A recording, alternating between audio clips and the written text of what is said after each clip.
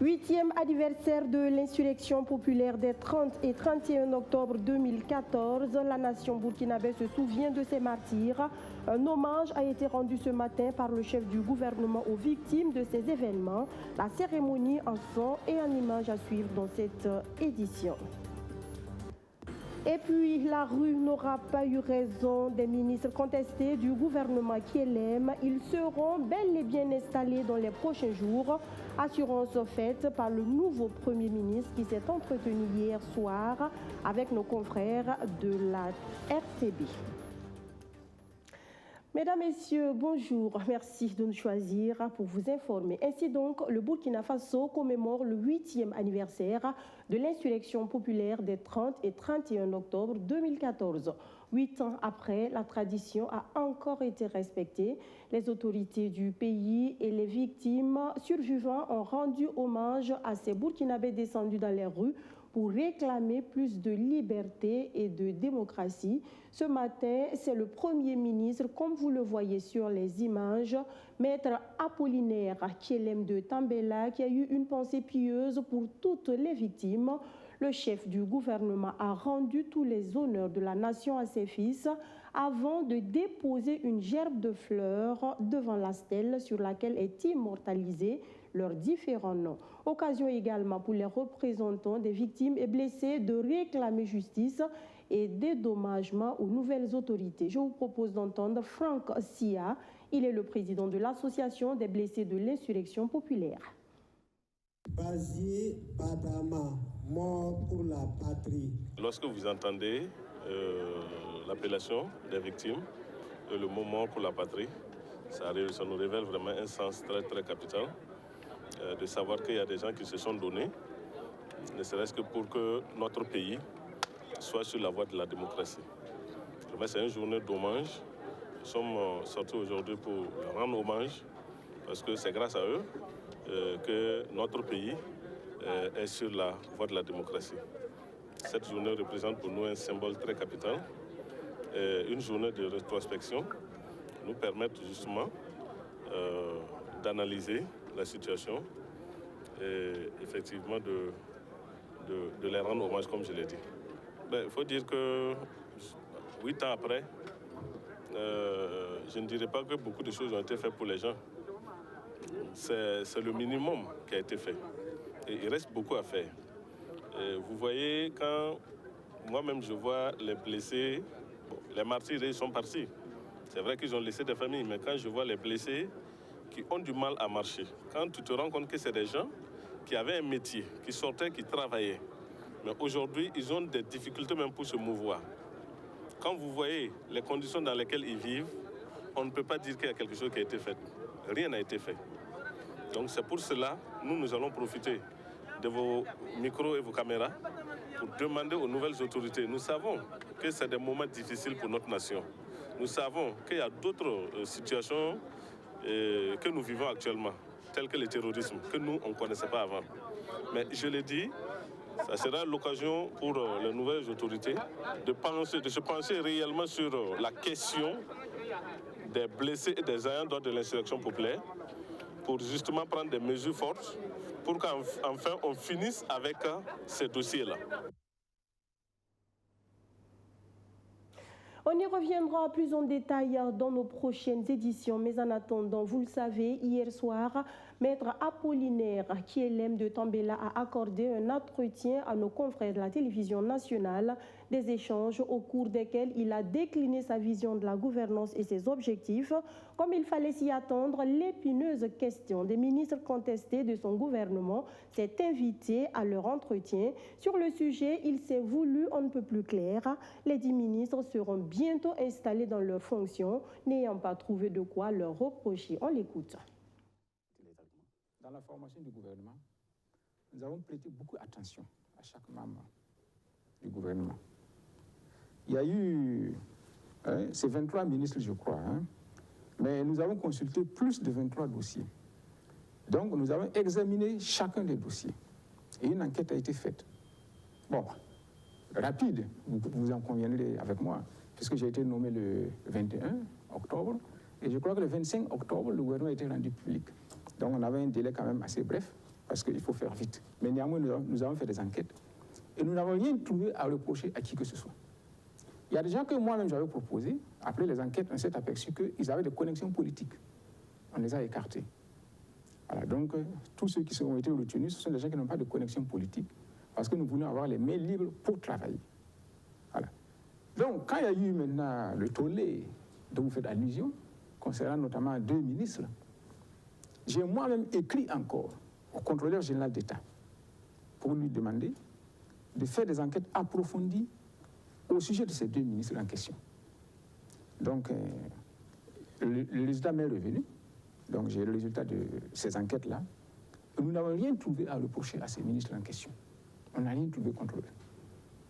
Vous avez remarqué d'ailleurs qu'on avait suspendu leur installation. Voilà, c'était suite à ces mouvements-là. C'était pour vérifier encore, faire des enquêtes plus approfondies, pour voir si ce qui leur est reproché est vraiment fondé ou pas. Les enquêtes nous montrent que nous n'avons rien à leur reprocher. Donc nous allons bientôt procéder à leur installation. Parce qu'on ne peut pas, sous prétexte n'est pas que quelqu'un n'aime pas un tel ou un tel, lui refuser un poste. Voilà. Donc nous n'avons rien à reprocher à ces gens. Maintenant, s'il y a des gens qui trouvent qu'on peut leur reprocher quelque chose, qu'ils le portent, n'est-ce pas, à notre connaissance, ou bien qu'ils saisissent la justice. Et la justice fera son travail. Voilà qui est clair. Si l'installation des ministres Donatien Nagalo du Commerce et Yacouba Dié de l'Urbanisme ont été retardés du fait de la contestation, ça n'a pas été le cas pour le colonel des Eaux et Forêts, à qui la gestion du département en charge de l'environnement a été confiée. Depuis ce 28 octobre, le docteur Augustin Kaboré a reçu les pleins pouvoirs pour conduire son ministère. Il entend travailler à résorber la problématique de l'occupation des aires protégées par les groupes armés terroristes et aussi à redorer le blason des ressources en eau. Justin Amonto a assisté à l'installation de ce nouveau ministre. Il nous compte l'événement.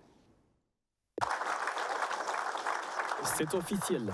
Le docteur Augustin Kaboré, colonel des eaux et forêts, est désormais le nouveau ministre de l'Environnement, de l'eau et de l'assainissement.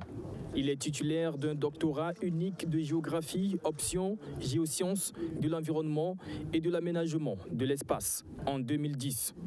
Récemment, il était secrétaire général chargé de l'exécution des affaires courantes sous le MPSR 1. Augustin Kaboré a à son actif 25 années d'expérience dans le domaine de la gouvernance forestière, environnementale et du développement durable. À peine installé, il définit l'urgence de son département. Notre pays fait face à un double défi sécuritaire et de développement.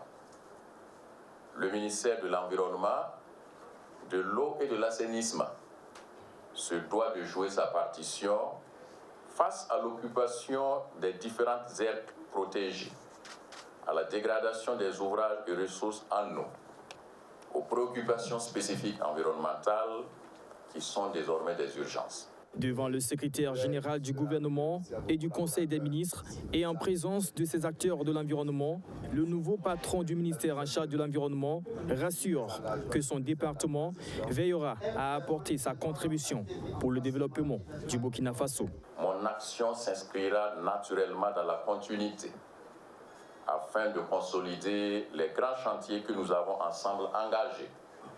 Avec une grande expérience dans la coordination de la mise en œuvre des conventions internationales en matière d'environnement, notamment celle de Rio, Augustin Kaboré s'engage à sauvegarder les acquis du ministère en charge de l'environnement.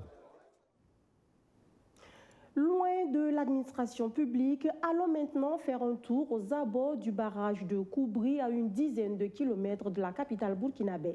Ce 30 octobre, il s'y est déroulé la 5e édition de Meet and Greet, un événement de récréation qui permet aux participants de se retrouver entre amis ou en famille. Question pour eux de se restaurer tout en profitant de l'air frais qu'offre cet espace naturel. Arsène Konditamde. Nous sommes dans la commune de Koubri, à moins d'une vingtaine de kilomètres de Ouagadougou. Sur ces stands, on retrouve de la viande cuite sous de multiples facettes. On peut trouver du choukouya de poulet, de la viande de mouton cuite à l'ancienne au feu doux et aussi de la chèvre grillée. On peut trouver en tout cas des meilleurs, voilà, comme le choukouya de poulet, choukouya de mouton, et choukouya de bœuf, et brochettes, saucisses, et puis bon, il y a un peu de tout quoi, merguez, tout. La clientèle pour le moment, bon, la clientèle, bon, vous le constatez, la clientèle, il y en a assez, et puis bon, c'est bon, sans problème, d'ici le soir, on peut tout vendre, tout peut finir. C'est tout le choukouya de mouton et le choukouya de poulet, ça seulement il fait confiance que ça va finir. C'est ce qui est plus privé. Ici, c'est le meet and greet, un cadre de retrouvailles et de dégustation. Le meet and greet, ce sont aussi des sorties entre amis ou en famille. Au bord du barrage, profitant de l'ombre des arbres et du lait frais, on papote, on rigole et surtout, on profite de 1001 saveurs proposées sur place. Bon, c'est le plein air, c'est beau, il y a comme on appelle ça, il y a l'air qui circule partout, voilà, et j'aime ça, au bord de l'eau, c'est bien. Voilà. Et les plats qui sont proposés aussi, voilà. Donc c'est plus intéressant, surtout avec les enfants, c'est plus intéressant de profiter de ce long week-end-là. Voilà, je pense que c'est agréable, voilà.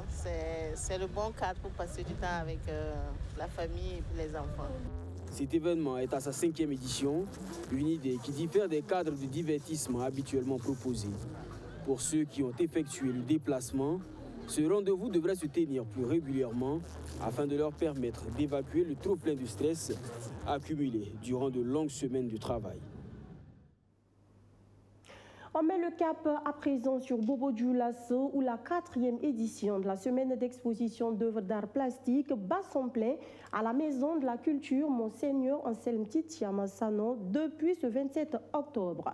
L'événement se poursuit jusqu'au 7 novembre prochain. À l'ouverture de cette semaine d'exposition, ce sont les œuvres de l'artiste plasticien Salif Sorgo alias Swali qui ont été exposées. Une exposition tenue sous le thème Pornéré qui signifie la belle femme en langue nationale morée. L'artiste, à travers ses œuvres, rend ainsi hommage à l'autre moitié du ciel, nous dit Majid Bakouan qui nous conduit dans les couloirs de cette exposition. À la Maison de la Culture Anselme Titia Massano, des tableaux sont exposés et attirent de nombreux visiteurs. Ces personnes sont là pour visiter les œuvres de l'artiste plasticien Salif Porgo alias Swali. À travers cette exposition, l'artiste rend hommage à la femme.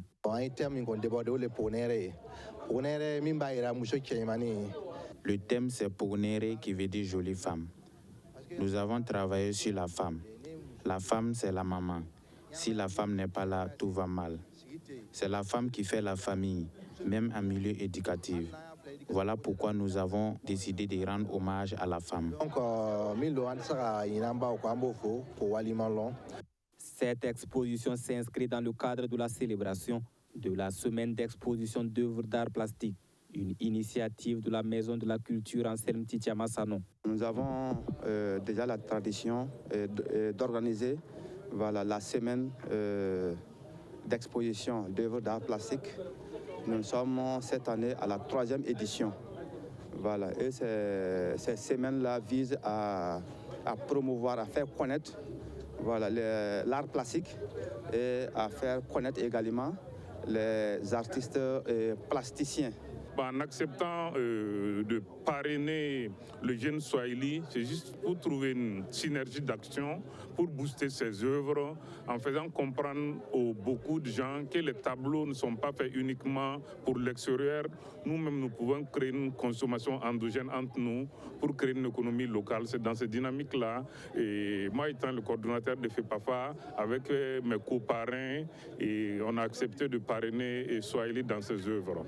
Des conférences, débats et des formations au profit des exposants sont entre autres les activités qui vont meubler cette semaine d'exposition. Dans le même registre, sachez que le festival Léré, initié par l'association Léré Saré de l'artiste musicien Kézi, est à sa 3e édition. Les activités de cette vitrine qui met en lumière toute la diversité culturelle Bissa ont été lancées samedi dernier à Zabré. Pour cette édition, le festival entend du 26 à ce 31 octobre réunir la communauté Bissa autour des valeurs d'union, de solidarité et de résilience. Amadou Diko, reportage. Après 2 éditions jugées satisfaisantes par son promoteur, le festival Léré revient avec sa 3e édition. C'est une vitrine dédiée à la promotion de la culture. C'est la commune de Zabré et environnants qui sont une fois de plus à l'honneur.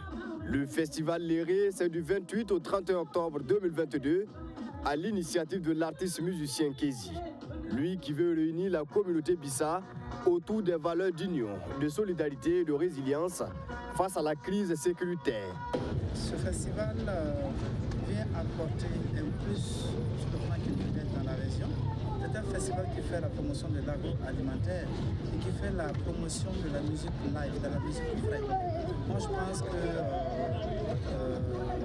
ce festival va permettre aux artistes de cette localité de mieux se perfectionner, de travailler vraiment à aller au-delà de nos frontières. Pour marquer d'une pierre blanche cet événement culturel, l'artiste Kézi a bénéficié du soutien des fils et filles de la localité résidant à Ouagadougou. Ils ont effectué le déplacement afin de contribuer à la réussite de ce festival. L'objectif principal de ce festival-là, c'est de réunir les fils de la commune de Zabré et au-delà, de telle sorte qu'ils puissent comprendre un message essentiel. C'est qu'aujourd'hui, nous avons plus que besoin de cette cohésion sociale afin de nous réinventer, afin de savoir que notre avenir commun nous appartient à nous. Au programme de l'acte 3 du festival Léré, plusieurs activités sont prévues afin d'offrir un cadre agréable aux populations. Il s'agit entre autres des soirées gastronomiques, de la musique live et une rue marchande. Nous restons dans le domaine de la culture avec de la musique cette fois-ci. Le 26 octobre dernier, le marché du disque burkinabé s'est enrichi d'un nouvel album. Intitulé « Y a Dieu dedans », c'est le tout premier album de Melchior, un artiste musicien qui a su, durant 9 ans, conquérir les mélomanes avec ses performances. « Y a Dieu dedans », un opus riche de 11 titres, est chanté en langue nationale morée et en français. C'est une œuvre dans laquelle Melchior encourage, motive et conseille ses fans. Justin Amonto, qui était à la dédicace de l'album, nous fait découvrir sa coloration musicale. 9 ans après plusieurs performances underground, l'artiste burkinabé Melchior sort officiellement son tout premier album titré « Y a Dieu dedans ». Un album de 11 morceaux qui fait déjà le bonheur des mélomanes.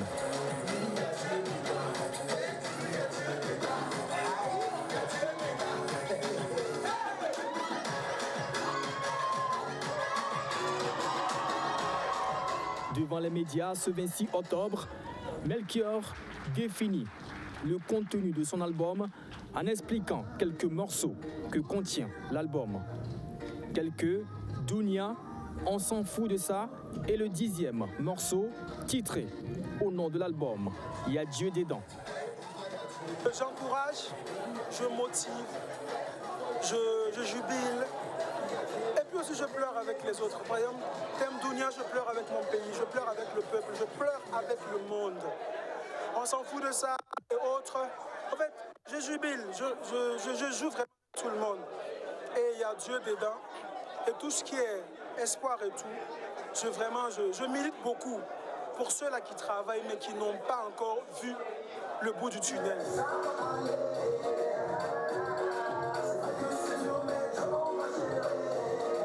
Je milite pour leur dire, vous savez, il y a une seule chose qui transcende toute chose, c'est le temps. Donnez le temps à Dieu et donnez le temps à vous-même. Vous verrez qu'avec plus d'ardeur, on va y arriver, c'est sûr. Tout le monde connaît, rendez-vous au sommet.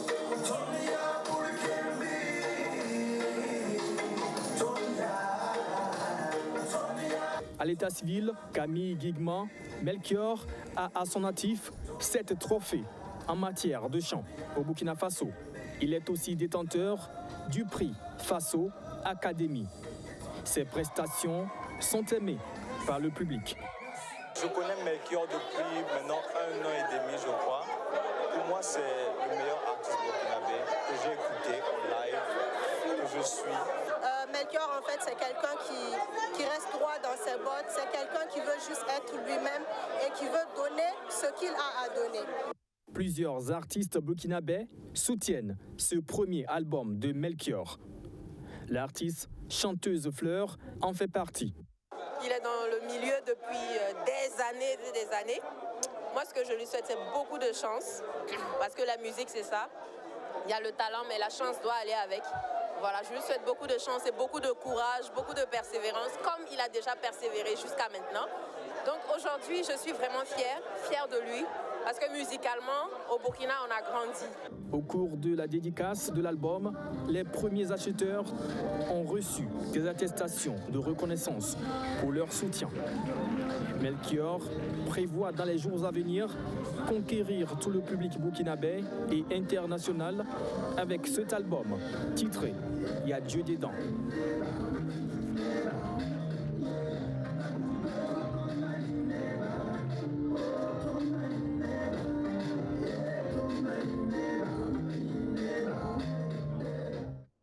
Sport, football pour finir, un match comptant pour la 7e journée du championnat national Ligue 1. La SEC de Koudougou a reçu Royal FC de Bobo-Dioulasso le 29 octobre dernier sur le terrain du stade municipal. Une rencontre qui s'est jouée sur fond de polémique entre les jaunes et noirs et les gestionnaires du stade. L'entraîneur Bourema Kaboré se plaint de ne pouvoir s'entraîner sur le terrain du stade municipal avant les matchs. Plus d'explications avec Madi Zongo et Archimède Boy. ASEC Royal à l'affiche de la 7e journée du championnat national ce 29 octobre au stade municipal de Koudougou. Les jaunes et noirs ont reçu les royalistes de Bobo-Dioulasso sur fond d'incompréhension avec les gestionnaires du stade. J'ai pas envie de dénoncer certaines choses parce que ça fait la énième fois qu'on demande à s'entraîner ici. On n'a même pas le terrain pour s'entraîner. Donc vous voyez que c'est compliqué. On ne sait pas ce qui se passe. Voilà. On a demandé hier, avant-hier on était là, on voulait faire quand même une reconnaissance du terrain. Et depuis que je suis arrivé à Koudougou ici, je ne me suis jamais entraîné sur ce terrain-là. Donc vous voyez ce que ça fait. Donc quand on vient ici, c'est comme on est à l'extérieur. Donc ça pose des problèmes d'appui, voilà, d'adaptation. Et si vous avez remarqué, on a raté beaucoup de passes, on a raté beaucoup de centres. Peut-être c'est un peu dû au terrain. Voilà, c'est vrai que nous on s'entraîne sur un terrain semblable, mais ce terrain-là il est un peu sableux. Donc c'est un peu différent de ce nous-là. Les choses vont pourtant aller très vite pour les locaux. Après seulement 5 minutes de jeu, Alassane Belem ouvre le score sur une balle arrêtée.